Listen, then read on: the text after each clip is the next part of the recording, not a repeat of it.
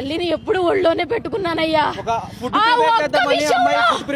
రెండే 2 నిమిషాల్లో పిల్లోడి కోసం ఫుడ్ తయారు చేద్దాం, ఆకలి వేస్తుందని నేను వదిలేను సార్.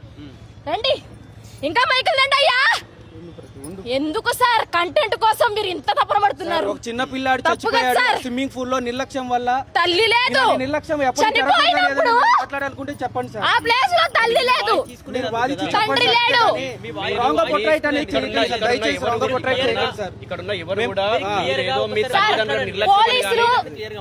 పోలీసులు ఎలాంటి నిర్లక్ష్యము లేదు, వాళ్ళు మా వైపు నిలబడున్నారు.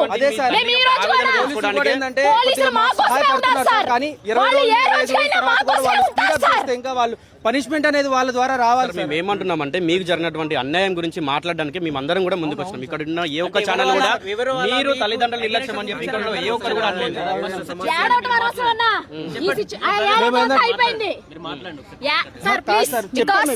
ఇక్కడ నేను కన్వే చేయాల్సింది యాజ్ ఎ మదర్ గా నేను కన్వే చేయాలి.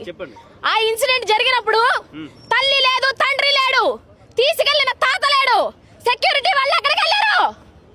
సెక్యూరిటీ వాడు లేడనుకో, మానిటరింగ్ టీమ్ ఏం చేస్తుంది? నేనేమంటానంటే వినండి, అక్కడ సెక్యూరిటీ సిస్టమ్ వాళ్ళని మేము ఎవరిని నిందించట్లేదు, కానీ మీరు తీసుకోవాల్సిన బాధ్యత మీరు తీసుకోలేదు. మీరు చంపారని నేను అనట్లేదు, మీరు పెట్టాల్సిన బాధ్యత మీది.